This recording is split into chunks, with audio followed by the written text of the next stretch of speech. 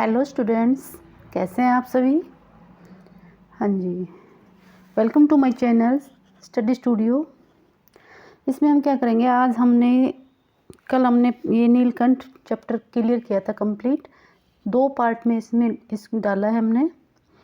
तो आपने सभी ने उसको सबसे पहले ध्यान से इस चैप्टर को देखना है। काफ़ी लंबा है ये और वैसे इंटरेस्टिंग है काफ़ी। इसके बाद आज हम करेंगे इसके क्वेश्चन आंसर, सभी क्वेश्चन आंसर, ठीक है। तो इसके क्वेश्चन आंसर बनते हैं यहाँ से पेज नंबर है 79। ये देखिए इधर, ये रहा 79। ओके, सबसे पहले हम इसके वर्ड मीनिंग देखेंगे, डिफ़िकल्ट वर्ड देखेंगे, फिर शॉर्ट क्वेश्चन आंसर देखेंगे, फिर लॉन्ग क्वेश्चन आंसर देखेंगे। ओके, तो सबसे पहले इसके डिफ़िकल्ट वर्ड देखते हैं, वर्ड मीनिंग और डिफ़िकल्ट वर्ड।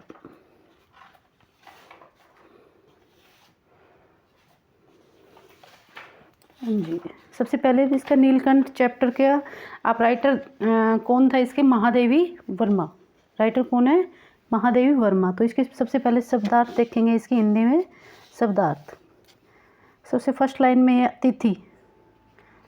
इस चैप्टर में देखो, ध्यान से सुनना बेटा, अभी मैं जो पढ़ाऊँगी आपको कुछ भी याद करने की ज़रूरत नहीं है, सिर्फ आप फ़ोन को साइड में रखो और सुन लो।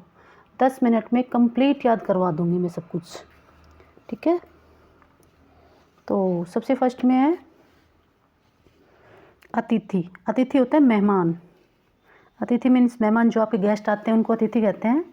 शावक होता है पशुओं के बच्चे, जैसे पशु पक्षी जैसे छोटे छोटे बच्चे होते हैं उनको शावक कहते हैं। नेक्स्ट है चेष्टा। चेष्टा होता है किसी चीज़ को जानने की इच्छा, कोशिश करना या प्रयत्न करना। माजरी, बिल्ली। कौतूहल होता है जिज्ञासा। कौतूहल मीन्स जिज्ञासा, जैसे कुछ जानने की इच्छा हो। द्रुति होता है किरण। गिरवा होता है गर्दन। गिरवा मीन्स गर्दन। ये चैप्टर पढ़ा तो उस समय बताया था मैंने। श्याम होता है काला रंग का। श्याम जैसे ये हम कृष्ण जी को बोलते हैं ना, श्याम वर्ण, श्याम का कलर, तो श्याम मीन्स काला। श्वेत मीन्स सफ़ेद।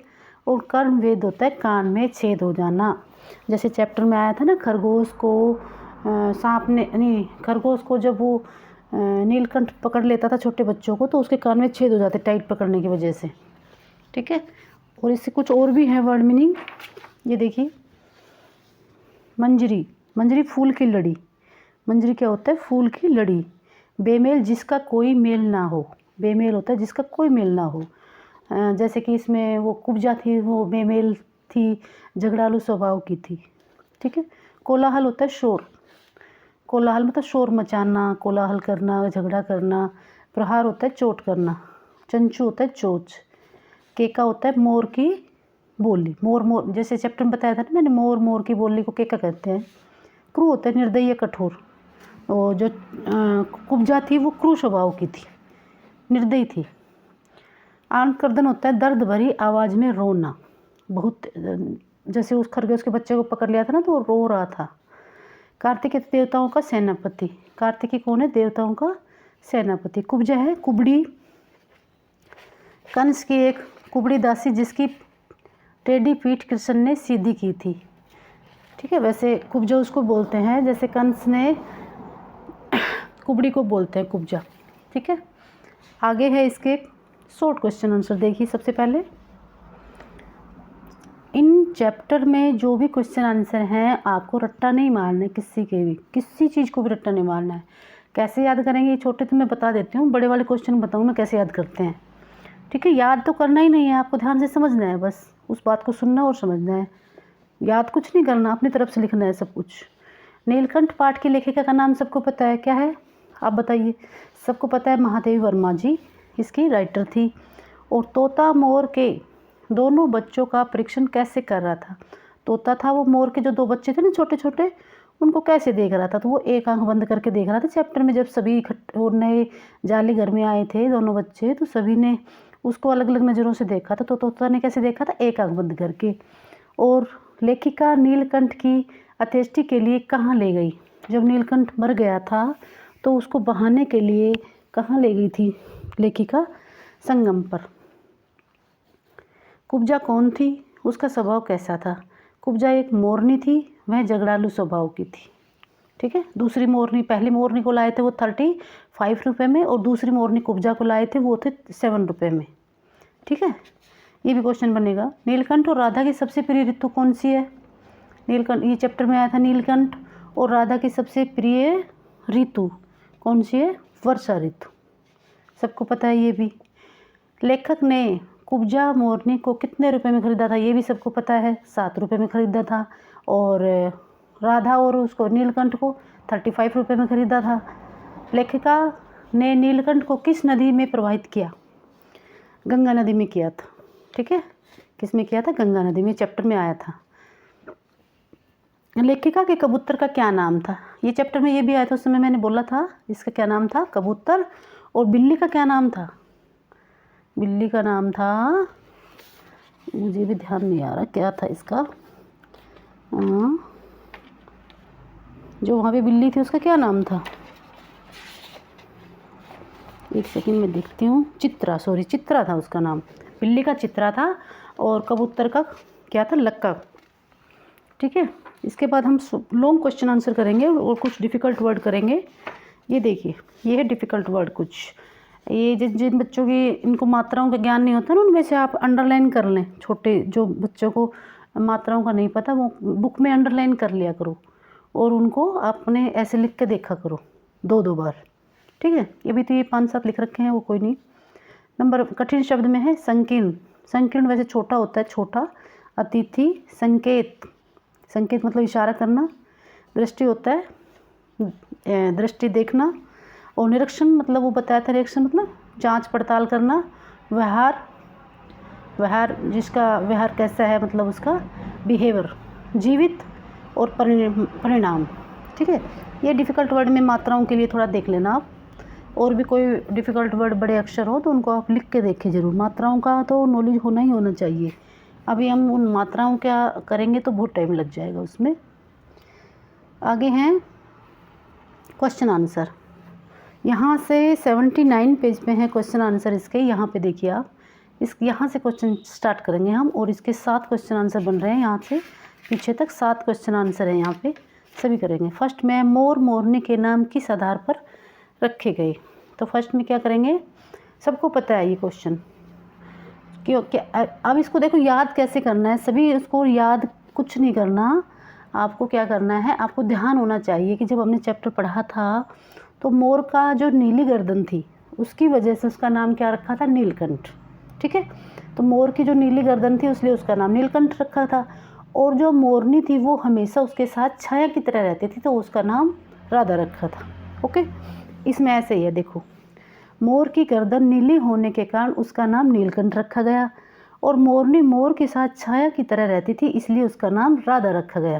खत्म।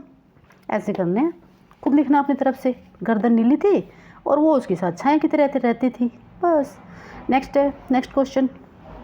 जाली के बड़े घर में पहुंचने पर मोर के बच्चों का किस प्रकार स्वागत हुआ। पहले मोर के बच्चे कहाँ थे, उनके रूम में थे, महादेव वर्मा जी के रूम में थे। उसके बाद वो बच्चे बड़े घर में लाए गए। ठीक है। तो जाली के बड़े घर में पहुंचने पर मोर के बच्चों का भरपूर स्वागत किया गया। सारे जीव जंतुओं में उत्साह था।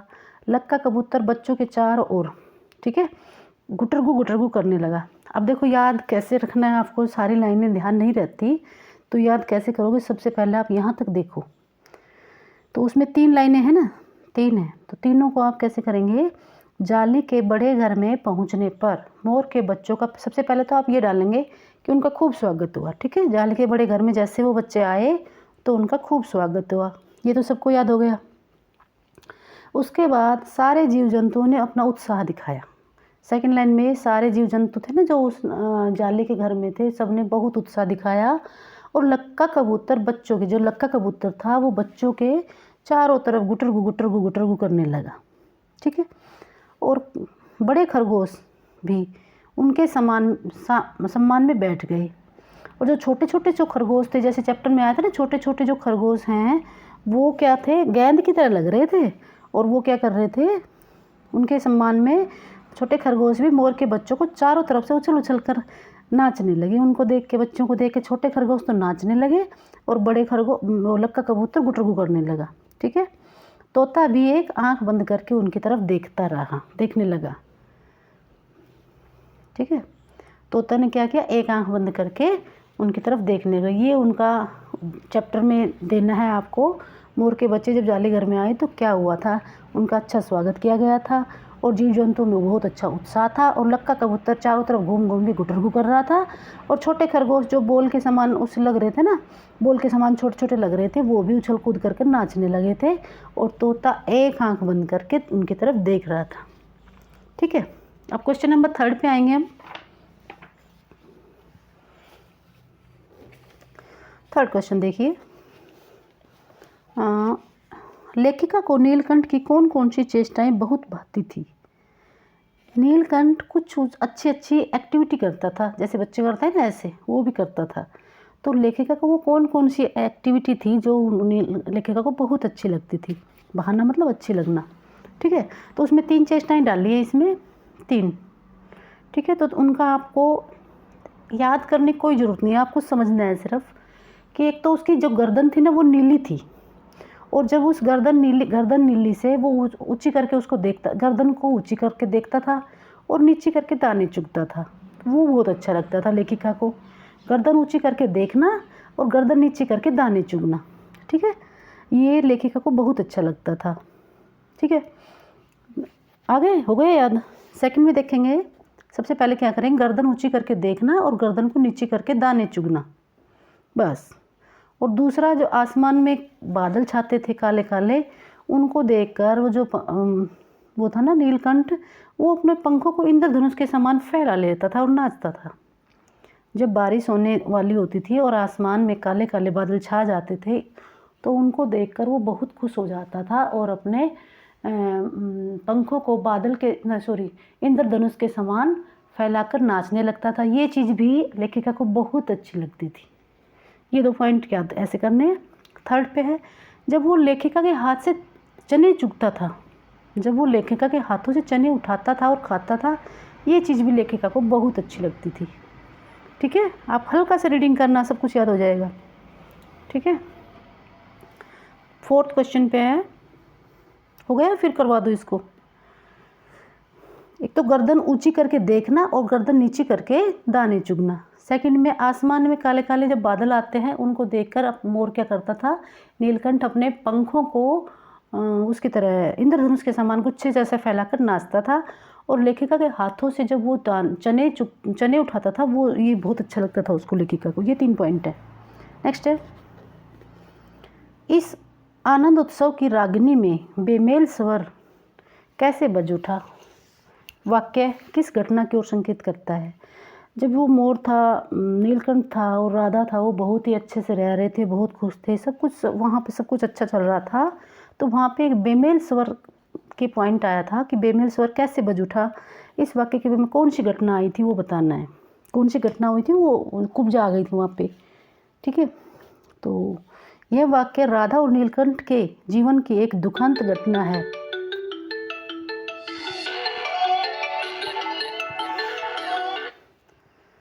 ये जो है लेखिका, इसमें क्या बोलेंगे, यह घटना राधा और नीलकंठ के जीवन की एक दुखंत घटना की ओर संकेत करती है। तो आपको क्या करना है, नीलकंठ के और राधा के जीवन में एक बहुत ही दुख की घटना थी, ये बताना है। यह जो वाक्य है वो राधा और नीलकंठ के जीवन की सबसे बड़ी दुख की बात थी, ये दुखद घटना थी। ठीक है। सेकंड में पॉइंट में डालेंगे, लेखिका ने एक अन्य मोरनी खरीदी। ये क्या घटना थी वो इसमें ये दिखाया गया, यहाँ से यहाँ तक।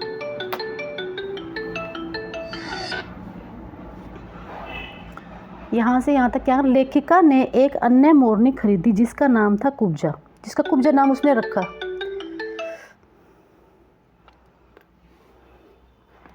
लेखिका ने एक अन्य मोरनी खरीदी जिसका नाम कुब्जा रखा गया। वह राधा और नीलकंठ को एक साथ देखना पसंद नहीं करती थी। वह नीलकंठ को राधा से अलग रखने की कोशिश करती थी। कुब्जा ने राधा के अंडे फोड़ दिए। इस घटना से नीलकंठ की खुशी का अंत हो गया। ठीक है।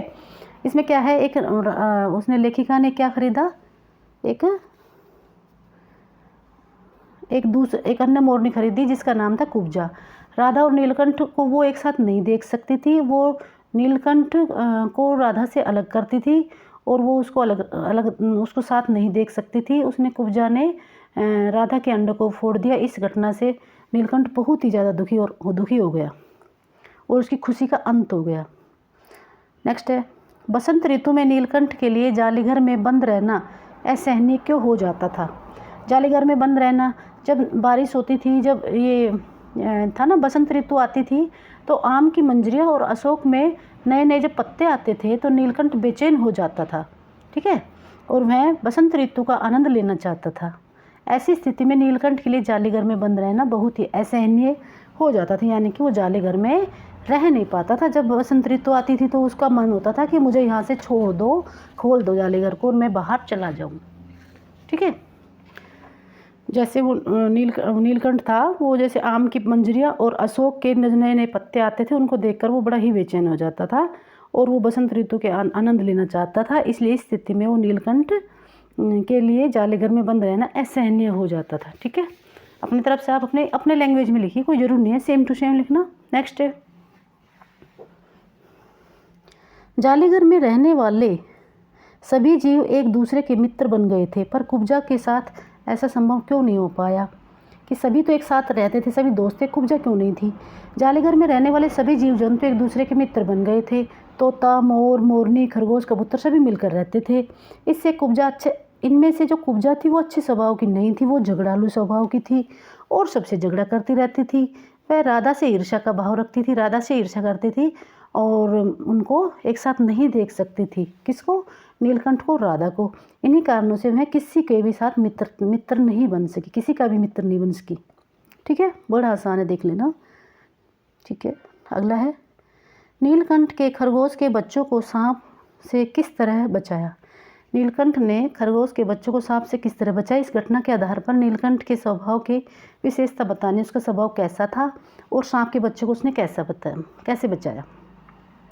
एक बार सांप जालीघर के अंदर घुस आया था, उसने खरगोश के बच्चे को अपने मुंह में डाल लिया, ठीक है। सांप ने क्या किया, खरगोश के बच्चे को अपने मुंह में दबा लिया।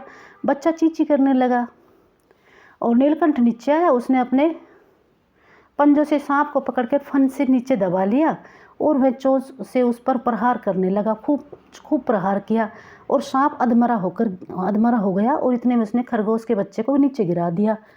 उसके बच्चे से उसने सांप को उसके मुंह से छूट गया, बच्चा उसके सांप के मुंह से छूट गया। जब उसने नीलकंठ ने बार बार उसको मारा ना तो उसके मुंह से छूट गया। नीलकंठ अच्छे स्वभाव का था, वह परोपकारी था, वह किसी को दुखी, इसमें स्वभाव बताना है उसका, चैप्टर में ही बताया है इसके स्वभाव की विशेषताएं। तो स्वभाव में आप बताएंगे परोपकारी और किसी को दुखी नहीं देख सकता था। वह बुद्धिमान भी था और साहसी भी था। ये 4 पॉइंट आपको डालने हैं, साहसी, बुद्धिमान, दयालु, परोपकार और वह किसी को दुखी नहीं देख सकता था। ये पॉइंट डाल देना बस, बहुत है, ठीक है। चैप्टर बहुत ही आसान है, बहुत ही इंटरेस्टिंग है। आप अपनी लैंग्वेज में लिख सकते हैं, क्वेश्चन ज़रूर नहीं है ऐसा कैसे लिखना, वो तो आप समझाने के लिए मैंने बता दिए हैं। और नेक्स्ट वीडियो में हम डालेंगे नेक्स्ट चैप्टर, कौन सा है, ये था आगे, इसमें कुछ नहीं है, ये ऐसे ही हैं। आगे है भोर और बरखा, ठीक है। ये चैप्टर करवाएंगे नेक्स्ट वीडियो में। अगर आपको अच्छे समझ में आया हो तो वीडियो को लाइक एंड सब्सक्राइब कीजिए। Thank you very much.